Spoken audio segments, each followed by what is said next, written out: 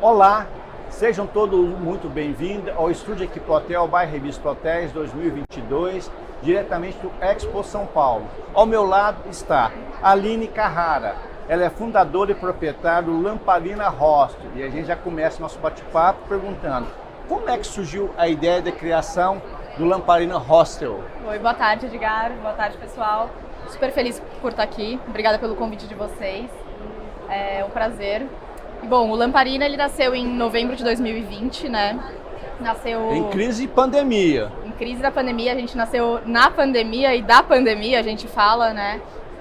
Muitos falaram que era muita instabilidade, uma loucura, mas na verdade a gente já vinha de um cenário que hostels tinham CAGR de crescimento de 2 dígitos, né, antes da pandemia. Certo. E a gente tinha um cenário muito favorável pós-pandemia também, né? Então a gente na verdade sabia que após a pandemia vinha um boom de viajantes que iam voltar, né, para esse movimento. E além disso, São Paulo é uma cidade incrível, né? Tem um turismo crescente e tem também toda a parte de turismo corporativo, que é muito forte aqui em São Paulo. Só situando para quem está nos assistindo, Aline, o seu hostel fica localizado em qual bairro paulistano? A gente está em Pinheiros hoje, em São Paulo. Então a gente está na região de Pinheiros, que fica entre a Vila Madalena e também a região da Paulista. A gente está na parte de Pinheiros mais alta ali. E quantas unidades habitacionais você tem? Como é que está a infraestrutura do seu hostel? Legal.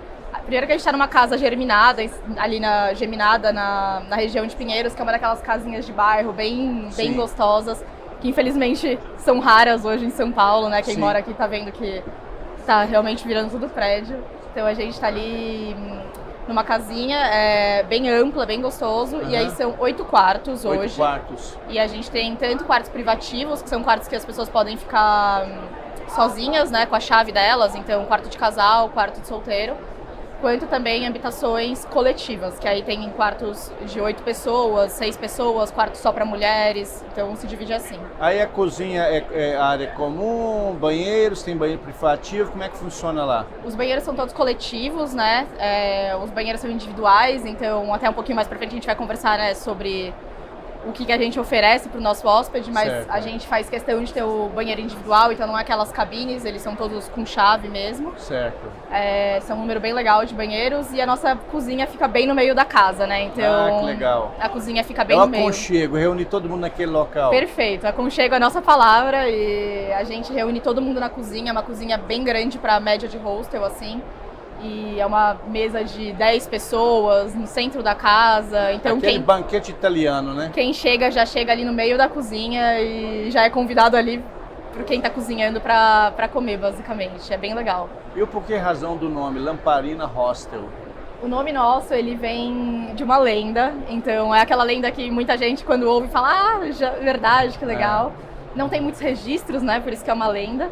Mas a lenda vem porque os viajantes, antigamente, eles viajavam, identificavam casas que ofereciam hospitalidade, o aconchego, né?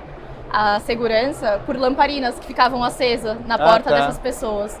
E assim, os viajantes que estavam viajando pelo sertão, viajando a cavalo, identificavam que essas casas estavam ali dispostas a receber eles. Legal, então legal. Aí o nome vem disso, né? Essa é a lamparina. Lenda. Que maravilha. Em relação aos diferenciais, quais são os diferenciais que vocês oferecem para o teu público? Maravilha. Já deu uns spoilers, né, sobre o aconchego. Então, como eu te falei, nessa lenda a gente está falando sobre o aconchego, sobre a hospitalidade, né, dessas casas que recebiam. E nosso diferencial vem bastante disso, sabe? Então vem um pouco de trazer a sensação de casa para São Paulo, para quem está se hospedando, de trazer uma atmosfera mesmo familiar para quem está vindo para São Paulo e quer ter uma experiência diferente, sabe? Tá. Então, antigamente muitos hostels eram vistos por ser de festa, só festeiros, ou só de mochileiros e coisas assim, e a gente vem para mudar um pouco isso e trazer um pouco desse aspecto quase que familiar para São Paulo, sabe? Porque muitas pessoas vêm e sentem falta disso mesmo. Certo. E acho que quando tangibiliza isso pra gente, que a gente fica bem feliz, é quando a gente vê as pessoas muitas vezes descalça. Acho que você se sente em casa. Se sente em casa mesmo. Então, quando você vê que uma pessoa sai do quarto descalço e vai até a cozinha fazer um lanche ou alguma coisa, a gente realmente fica muito feliz, porque acho que é um sentimento, para você ficar descalço, você tem que se sentir realmente muito à vontade, né? E é uma integração, né? Aí você tem cultos, culturas, religiões, credos, raças, tudo na mesma tribo, na mesma vibe, todo mundo se unindo. Perfeito, é isso. Esse é o DNA do hostel, né? É a troca cultural. É as pessoas chegarem na cozinha compartilhada e um indiano tá fazendo um frango com curry e a outra pessoa aprender a fazer junto com ele, experimentar um tempero diferenciado e ter essa troca e as pessoas ficarem amigas e saírem de lá e depois de 2 anos se encontrarem em outro lugar do mundo. E isso acontece muito. Pessoas que saem namorando, pessoas que saem melhores amigas e é uma loucura. Geralmente a hotelaria ela parte do seguinte princípio: encantamento e experiência. Aí tem de sobra no hostel, né? Com certeza. Eu acho que a nossa missão é fazer as pessoas saírem de lá um pouco diferente do que elas entraram, sabe? E na prática isso acontece, porque elas saem de lá com um pouco mais do que elas entraram, né? Uhum. Elas não vão lá para ficar sozinhas, elas vão lá para muitas vezes ter essa interação, essa troca cultural, a busca mesmo por uma pessoa melhor, né? Uhum. E isso acontece automaticamente, porque todo mundo tá lá em busca disso, sabe? Então é muito bacana. E quem são o público-alvo de vocês? É mais brasileiro ou tem muito, digamos, entre aspas, gringos? A gente recebe mais brasileiros, principalmente porque nosso público-alvo, a gente se propõe a receber pessoas que estão vindo trabalhar e estudar em São Paulo. Ah, tá. Então já falando um pouco dessa mudança também de público para hostel, né? Não são só pessoas que estão mochilando ou gringos. A gente quer trazer também um público que vem para uma feira como a Equipotel. Tá. Uma feira de gastronomia. São Paulo tem muitos eventos. Sim. Então, uma palestra que a pessoa vem a trabalho, um curso de maquiagem. Uhum. Tem muitos eventos que acontecem que as pessoas vêm e ficam numa média de 3 dias no hostel. E principalmente para isso, para dar o melhor delas durante o dia. E à noite ter esse momento de descontração, de conhecer uma nova pessoa e tudo mais. Então é principalmente essas pessoas que a gente atinge, por isso que principalmente são brasileiros, né? Mas acho que existe um outro público que é bem interessante, que não chega a ser os nossos maiores frequentadores, mas que é um público que está em rota, né? Migração. Certo. Então São Paulo ele também é muito conhecido porque ele une pessoas que estão vindo do norte pro sul, que está vindo do sul para fora do país, que está realmente viajando e faz uma escala em São Paulo, né? Ou para um dia conhecer, porque já está passando por lá. Então é bem legal também o pessoal conhecer esse público, né? Que está em transporte mesmo pelo Brasil, que é tão grande, né? Você está ali na região da Vila Madalena, que é uma região que tem muitos bares, muita juventude, muita vibe, energia noturna. Esse é o principal público de vocês, os jovens?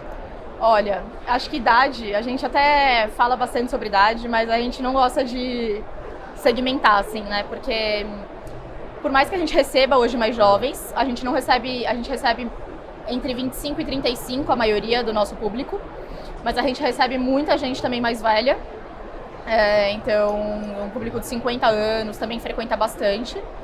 Eu acho que o que é mais legal é que a gente recebe um público que está vindo pela primeira vez pro hostel, sabe? Então, justamente por a gente se propor também receber pessoas que estão a trabalho, que estão vindo estudar e que quebram essa barreira também, que é só para ir para as festas Vila Madalena, por exemplo, que elas também vão. Sim. Muita gente também vai, pessoal ama ir, mas que também vão conseguir aproveitar, descansar, ou se quiserem ficar mais calmas, em paz, em silêncio, elas também podem conseguir, entendeu? Antigamente, Aline, tinha um frequentador do hostel, aquele cara que espírito de aventura, mochila nas costas, pé na estrada. Hoje mudou muito. Como é que você enxerga o público que frequenta hostel? Mudou muito e acho que os hostels eles estão expandindo mesmo, né? Então antes é justamente isso dos estigmas, né? Então antes o hostel começou com o hostel sendo barato, sendo sujo, sendo uma coisa albergue mesmo, né? Uhum. E foi evoluindo. Então acho que chegou nesse momento dos hostels serem de mochileiros, porque fora do Brasil já era muito disseminada a cultura de hostel. É uma cultura muito forte, né? E no Brasil demorou um pouquinho mais para chegar. Certo. E quando chegou bastante forte ainda para quem era de fora, né? E eu acho que a cultura hosteleira no Brasil está se fortalecendo, o que é muito legal. Isso significa, né, que a gente está criando tem associação, diversos... Tem tudo agora, né? Tem associação. A gente teve Hostel Hour aqui ano passado, que foi um momento só para hostel. Mas isso significa que a gente está conseguindo criar nichos dentro do hostel. Então a gente tem hoje os hostels que vão mais mochileiros, hostels que vão mais gringos, hostels que são mais para festa, Sim. hostels que são mais aconchegantes, mais para legal. troca cultural, como é o Lamparina. Enfim, tem o que é para praia, o hostel mais de surf. Tá. E aí, assim, acho que a gente vai conseguindo público-alvos e trazer cada vez mais gente para hostelaria também. E que é bem hostel legal. para todos os gostos e bolsos. Perfeito, para todos os hostels e bolsos, inclusive os boutiques, né? Que Sim. também é uma tendência super forte, que são hostels cada vez mais estruturados, oferecendo cada vez mais serviços, infraestrutura cada vez melhor também. Que análise você faz do cenário atual do hostel e o que você projeta para os próximos anos?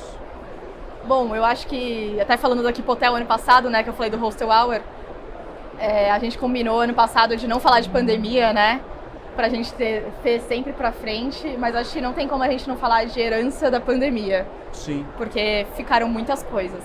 E eu acho que em todos os estudos, né, que a gente vê que viver e conviver são duas coisas que vão ficar perenes, assim, Sim, né, que sim. elas não vão mudar.